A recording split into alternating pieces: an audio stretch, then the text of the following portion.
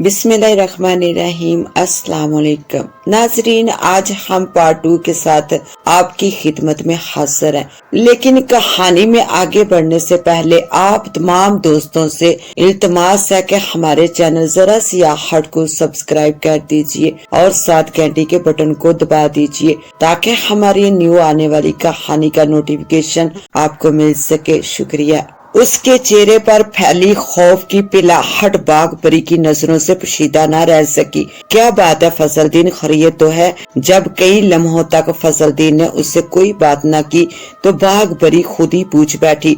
उसने सबसे पहले बाग परी से पानी मांगा और फिर ठंडे पानी से भरे 2 गिलास हलक में अंडेलने के बाद जब उसके हवास जरा टकाने पर आए तो उसने तफसील से बाग परी को सारे वाक़े से आगाह किया और बात के इख्तिताम पर जेब से 100 रुपए के 3 करारे नोट निकालकर बाग परी के हवाले किए। तुम आराम करो, तुम्हें इस वक्त आराम की शदीद जरूरत है। तमाम बात सुनकर बाग परी ने सिर्फ इतना ही कहा और फजलुद्दीन का बिस्तर दुरुस्त करने लगी। फिर उसने जबरदस्ती फजलुद्दीन को पलंग पर लेटने पर मजबूर किया और पंखे का रुख उसकी तरफ कर दिया। फजलुद्दीन ने सोने की बहुत कोशिश की लेकिन बड़े सर और लहू रंग आंखों वाला लड़का किसी भी तरह उसके दिमाग से निकल ना सका।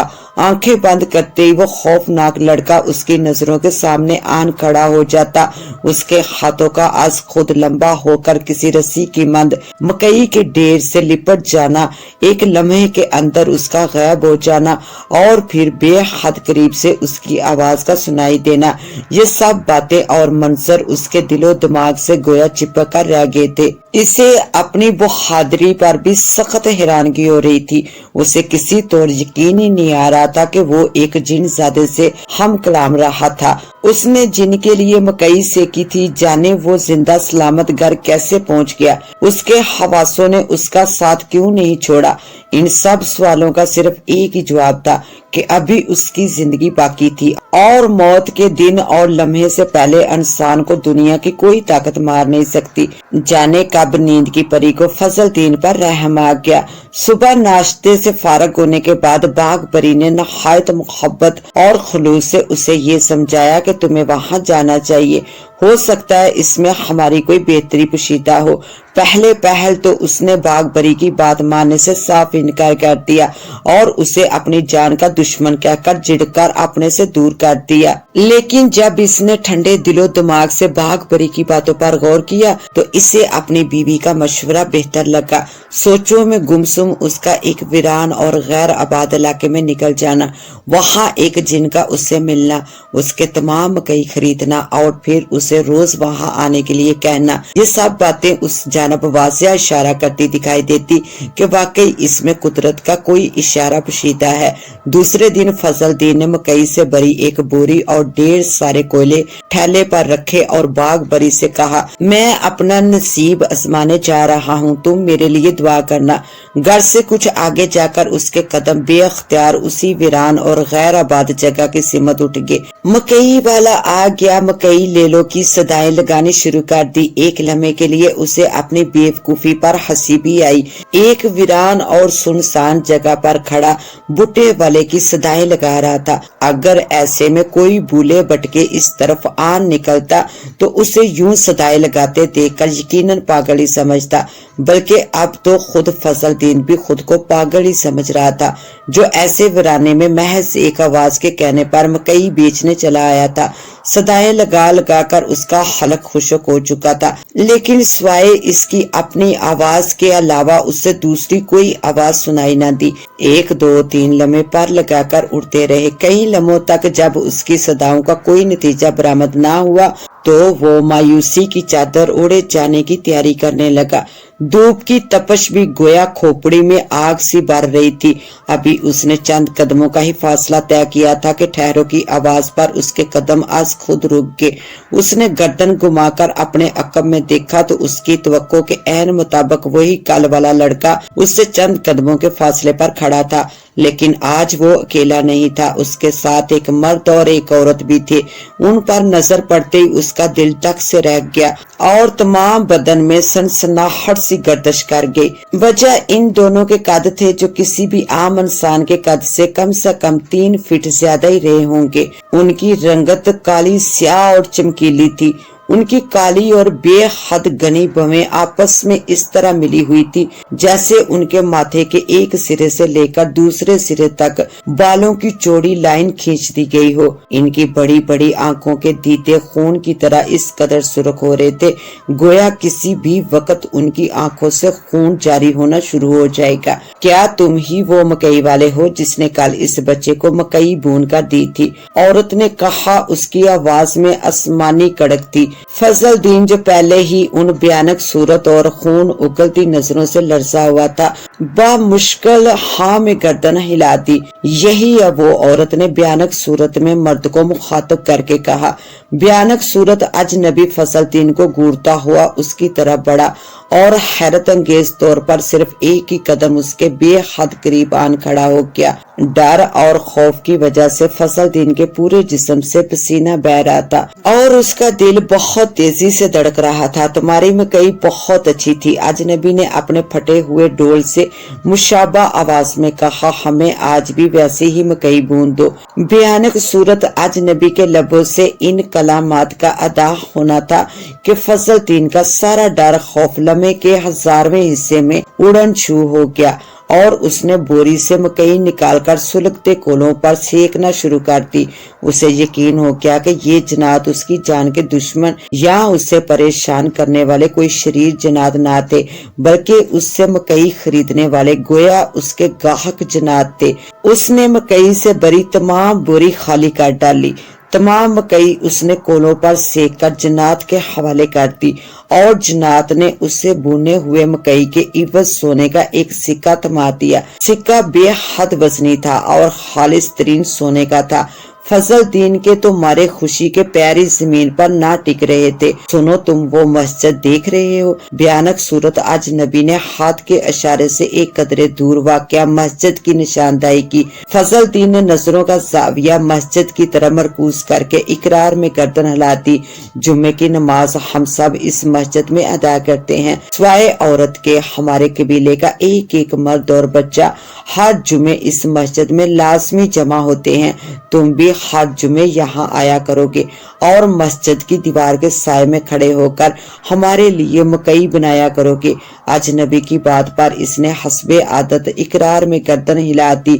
अब तुम जा सकते हो, लेकिन याद रहे हर जुमे तुम्हें यहाँ आना होगा और तुम कभी नागा नहीं करोगे और ना ही कभी किसी को ये बताओगे तुमसे मकई कौन खरीदता है। जिस दिन भी तुमने किसी को हमारे बारे में बताया, उसी दिन से हम तुमसे मकई लेना बंद कर देंगे। फजल दीन ने इकरार में गर्दन हिलाई और जिनके हुक्म पर जाने के लिए कदम बढ़ा दिए। चंद कदम चलने के बाद उसने जूं ही गर्दन घुमाकर अपने अक्का में देखा तो वो तीनों अपनी जगह से गायब थे। सिक्के का वजन 20 ग्राम के लगभग था। फजल दीन और बाग बरी के तो बाग ही जाग उठे। वो दोनों सोने के सिक्के को बारी बारी हाथ में लेते रहे और उल्ट पलट कर बार बार सिक्के का जायजा लेते रहे। वो सोने का सिक्का देख देख कर मासूम बच्चों की तरह खुश हो रहे थे। खुशी की वजह से उनकी हंसी काबू में ना आ रही थी। गर्ज के उस रात मारे खुशी के वो पूरी रात सो ना सके। जुमे का दिन आते ही फजल दीन ठेले पर मकई की बोरी लादे उसी जगह जा पहुंचा। उसने जुमे की नमाज भी उसी मस्जिद में अदा की और तमाम मकई बेचकर 20 ग्राम सोने का एक सिक्का लिए खुशी खुशी घर आ गया। पूरा हफ्ता फजल दीन बेचैनी से जुम्मे का इंतजार किया करता था। फिर जो ही जुम्मा आता वो सुबह सवेरे वीरान इलाके की मस्जिद के करीब जा खड़ा होता। खुदा की शान थी कि उस वीरान गैर आबाद इलाके में सिवाय उस मस्जिद के दूसरी कोई इमारत भी वाक़या ना थी और मस्जिद की इमारत भी बहुत कदीमी मालूम होती थी। बहरहाल चंद ही दिनों में फजल दीन की जिंदगी की काया ही पलट कर रह गई। सिर्फ 40-50 रुपए रोजाना कमाने वाला फजल दीन अब सिर्फ हफ्ते के एक दिन मकई बेचने निकलता और हजारों रुपए की मालियत का सोने का एक सिक्का लेकर घर में दाखिल होता। घर में दौलत की आमद होते ही उनके रहन सहन और खाने पीने में भी वाजिया फर्क आ गया। अब वो 40 रुपए कमाने वाला गरीब बूटे वाला ना रहा था, बल्कि हजारों रुपए कमाने वाला सेठ फसलदीन बन चुका था। इस बात के लिए वो अपने अल्लाह ताला का जितना भी शुक्र अदा करते कम था। वाकई बुजुर्ग साची क्या कहते कि देने वाला जब भी देने पर आता है ऐसे ऐसे रास्तों से अपने बंदों को देता है कि जहाँ से बंदे का वहमो गुमान भी ना जाए। क्या फसलदीन के ख्वाबो ख्याल में भी ये बात थी कि कभी उसकी किस्मत अचानक यूं भी बदल जाएगी कि वो जमीन का जरा फलक का तारा बन जाएगा। वक्त अपनी मखसूस रफ्तार से गुजरता रहा। फसलदीन जवानी की हदूद से निकलकर बुढ़ापे में दाखिल हो गया। उसके सब बच्चे भी जवान हो गए। 3 बेटियों की उसने अच्छे घरानों में शादी कर दी और दोनों बेटों को वर्कशॉप खोलकर दे दिए। हालांकि अब उसे मकई का ठेला लगाने की कोई जरूरत महसूस ना हुई थी, क्योंकि उसके 2 बेटे ठीक ठाक कमा रहे थे और वो भी फसलदीन को ठेला लगाने से रोकते और मना करते थे। लेकिन फसलदीन किसी की ना सुनता और लाजमी जुम्मे के दिन ठेला लिए वीरान गैर आबाद इलाके की तरफ निकल जाता। मेरे बच्चे मुझसे कहते हैं कि अब्बा अब तुम ये मकई पकाकर बेचना बंद कर दो। मैं भी सोच रहा हूँ अल्लाह ताला ने मुझे गरीब को मेरी हैसियत से बढ़कर नवाजा है। अब वाकई मुझे ये काम छोड़ देना चाहिए। पाँव और हाथों में भी अब दम नहीं रहा। मकई पकाते हुए फसलदीन ने उसी लड़के को मुखातब करके कहा जिसने पहली बार उससे 300 रुपए की मकई खरीदी थी। नहीं, फसलदीन की बात खत्म होते वो लड़का शेर की तरह दहाड़ा। बुटे सेकते फसलदीन का हाथ लरजका रह गया। चाहे तुम दुनिया के अमीर तरीन शख्स बन जाओ, लेकिन तुम्हें यहाँ हर जुमे आना ही पड़ेगा। शायद तुम्हें याद नहीं रहा, तुमने हमसे हर जुमे यहाँ आने का वादा किया था और अब तुम्हें अपने उसी वादे या जुबान का पास इसी तरह रखना होगा कि जब तक तुम जिंदा रहोगे या तुम्हारी सांसें चलती रहेंगी तुम्हें हर जुमे यहाँ आते रहना होगा, वरना हम तुम्हें और तुम्हारे घर वालों को बहुत भारी नुकसान पहुंचाएंगे। जिनजादे ने गजबनाक लहजे में कहा। अगरचा जिनजादे की ये जोरों जबरदस्ती फसलदीन को कुछ पसंद न आई, लेकिन वो आखिरकार एक जिनजादे का बिगाड़ ही क्या सकता था। लिहाजा उसे मजबूरन ये वादा करना ही पड़ा कि मैं अपनी जिंदगी की आखिरी सांस तक यहाँ आऊंगा और तुम लोगों को मकई पकाकर दिया करूंगा। चंद महीनों तक तो फसलदीन अपना वादा निभाने पर हर जुमे बिला नागा उसी वीरान इलाके में जाता रहा, लेकिन आखिर कब तक वो इस मामूल को जारी रख पाता। बढ़ती उम्र के अपने कुछ तकाजे होते हैं, कुछ जरूरतें और कुछ ख्वाहिशात होती हैं। अब वो ठेला घसीट कर वीरान इलाके में जाने और मकई से भरी बोरी के मकई कोलों पर सेक सेक कर सख्त आजस आ गया था। अब उसे सोने के सिक्के में भी कोई कशिश महसूस ना होती और ना ही सोने का सिक्का पाकर उसे खुशी होती, क्योंकि अब उसके अपने बेटे सोने के एक सिक्के की रकम से दुगनी रकम कमा रहे थे। मैं बहुत थक चुका हूँ, मेरा यकीन करो अब मुझसे भारी बार ठेला धकेल कर 2 कदम भी नहीं चलाया जाता। मैं तुम लोगों से रहम की भीख मांगता हूँ, मुझ पर रहम करो और मुझे मेरी जुबान मेरे वादे से आजाद कर दो। एक दिन उसने अपने गाहक जन्नात के सामने अपनी मजबूरी बताकर रहम की दरख्वास्त की, लेकिन किसी ने भी उसकी दरख्वास्त पर हमदर्दाना गौर करने की भी जरूरत महसूस ना की। अपनी दी हुई जुबान या अपने किए हुए वादे से अब तुम सिर्फ मरकर ही आजाद हो सकते हो। जन्नात ने उसे 2 टोक फैसला सुना दिया। मरता क्या न करता, ना चाहते हुए भी वो हर जुमे वीरान इलाके का रुख अख्तियार कर लेता। चाहे सर्दी हो या गर्मी, बारिश हो या लो चल रही हो, वो हर हाल में जुमे के दिन मकई से बड़ा ठेला लिए वीरान इलाके की तरफ रवाना हो जाता। उसे उसके दोनों बेटे, छोटी बेटी और बीवी बहुत रोकते, लेकिन वो ये कहकर चलता बनता कि मैंने किसी को जुबान दे रखी है, मेरा जाना बेहद जरूरी है। میں تم لوگوں کو کسی مصیبت میں گرفتار نہیں دیکھ سکتا۔ ایک دن اسے اس قدر تیز بخار نے آن گھیرا کہ اس کے لیے اٹھ کر چلنا تو دور کی بات، اٹھ کر بیٹھنے کی بھی سکت نہ رہی تھی۔ اور قدرت کی ستم ظرفی دیکھیے کہ اس دن جمعے کا ہی دن تھا، باوجود تیز بخار میں چلنے کے وہ ہمت کر کے اپنے بستر سے اٹھا اور اپنے کمرے سے باہر نکل کر صحن میں چلا آیا۔ اس تھوڑے سے فاصلے میں وہ اس قدر کانپنے لگا جیسے میلوں دور سے بھاگ کر یہاں تک پہنچا ہو۔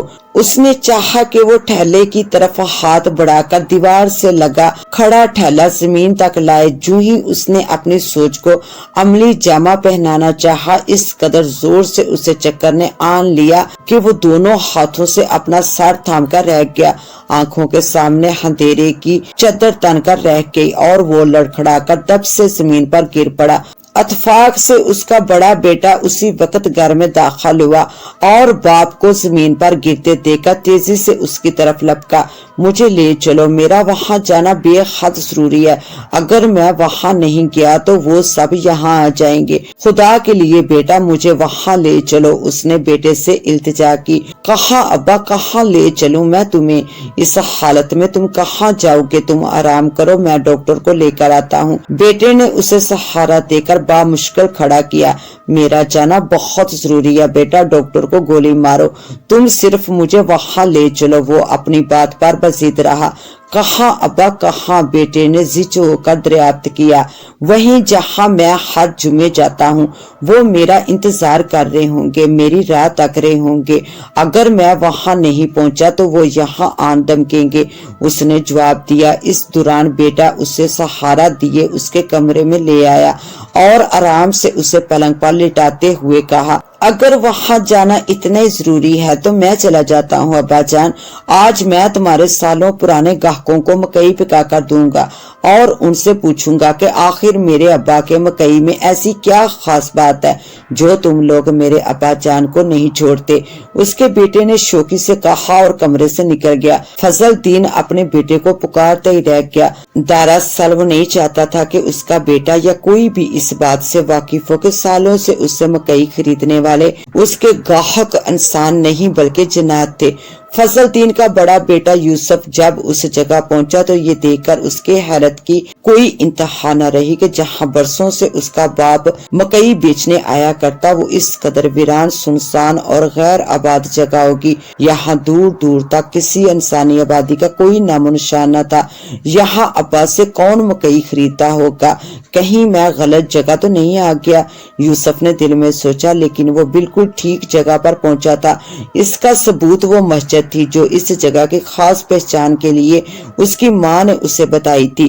بہرحال وہ مسجد کے قریب پہنچ گیا اور مسجد کی دیوار کے قریب مکئی کا ٹھیلا لیے جا کھڑا ہوا اب اسے اپنے ابا کے پرانے گاہکوں کا انتظار تھا جو سالوں سے ابا سے مکئی خریدتے آ رہے تھے۔ ایک ایک کر کے کئی لمحات گزر گئے لیکن کوئی ایک بندہ خدا بھی اس سے مکئی لینے نہ آیا۔ بندہ تو دور کی بات، اسے وہاں کسی کتے کے پلے تک کا وجود دکھائی نہ دیا۔ اب اسے سخت کوفت محسوس ہونے لگی اور ہر گزرتے لمحے کے ساتھ اس کی گرفت میں اضافہ ہوتا رہا۔ اس نے کلائی پر بندی گھڑی میں وقت دیکھا تو اسے احساس ہوا کہ وہ اپنی زندگی کے 4 قیمتی گھنٹے اس ویرانے میں برباد کر چکا تھا اور حاصل سوائے کوفت، بیزاری اور بے چینی الجھن کے کچھ نہ ہوا تھا۔ ظہر کی نماز کا وقت بھی ہو چلا تھا۔ اس نے سوچا گھر جا کر نماز پڑھی تو بہت دیر ہو جائے گی، لہٰذا اس نے اسی ویران مسجد میں نماز ادا کرنے کا سوچا اور ٹھیلا وہی چھوڑ کر مسجد میں داخل ہو گیا۔ پوری مسجد خالی پڑی تھی لیکن حیرت انگیز طور پر کہیں بھی مسجد میں مکڑی کے جالوں کا معمولی سا بھی نام و نشان نہ تھا اور اندر سے پوری مسجد کی دیواریں اور فرش اس طرح صاف ستھرے تھے جیسے بلا ناغہ مسجد کی صفائی کی جاتی ہو۔ اسے یہ محسوس ہونے لگا کہ مسجد میں وہ تنہا نہیں تھا، اس کے علاوہ بھی بہت سارے لوگ اس کے ارد گرد موجود تھے۔ کہیں لوگ نماز کی تیاریوں میں مصروف تھے اور محسوس ہوتا شور شرابہ تھا، سرگوشیاں سی سنائی دے رہی تھی۔ चहल पहल सी महसूस हो रही थी। हालांकि बज़ाहिर कुछ दिखाई ना दे रहा था, लेकिन इसके बावजूद शिद्दत से इसका दिल अपने इर्द गिर्द जिंदगी को महसूस कर रहा था। एक लम्हे के लिए उसे खौफ सा महसूस हुआ, लेकिन अगले लम्हे उसने अपने दिलो दिमाग को खौफ के जाल से आजाद किया और वजू खाने की तरफ बढ़ गया। वजू खाने में पहुंचकर उसने नल खोलकर देखा तो पानी आ रहा था। उसने खुदा का शुक्र अदा किया और वजू शुरू कर दिया। एक बार फिर इस एहसास ने इसका दिल धड़का कर रख दिया कि वो वजू खाने में भी अकेला ना था, कई लोग इसके साथ वजू कर रहे थे। उसने वजू के दौरान ही पूरे वजू खाने पर एक नजर दौड़ाई, लेकिन उसे अपने सिवा कोई दिखाई न दिया, जबकि खामोशी में लिपटी सरगोशियां उसे वाज़िया सुनाई दे रही थी। बहरहाल उसने वजू खत्म किया और नमाज की अदायगी के लिए मस्जिद के कशादा सहन में चला आया। दौरान नमाज भी यही एहसास उस पर शिद्दत से हैवी रहा, बल्कि मस्जिद का पूरा सहन नमाजियों से भरा हुआ था। इसका पूरा जिस्म पसीने से शराबूर हो गया। उसने जल्दी नमाज खत्म की और बाहर की जानब कदम बढ़ाने शुरू कर दिए। ठहरो, बादलों की गरज से मुशाबा आवाज सुनकर इसके बढ़ते कदम साकत हो गए। उसने धड़कते दिल के साथ घूमकर देखा तो सर से पैर तक सफेद लिबास में मलबूस एक नूरानी चेहरे वाले बुजुर्ग को खड़े देखकर उसकी जान में जान आई, वरना ऐसे वीराने में वो किसी जिन भूत या चुड़ैल के मिलने की उम्मीद तो रख सकता था, किसी इंसान के मिलने की उम्मीद तो हरगिज नहीं थी। उसे इस बात पर भी हैरत हो रही थी कि उसने इस बुजुर्ग को अब तक क्यों ना देखा था। बुजुर्ग इस कदर ज़हीफ थे कि उनके सर और लंबी सी दाढ़ी के अलावा उनकी पलकों और बाहों तक के बाल दूध की मांद सफेद थे।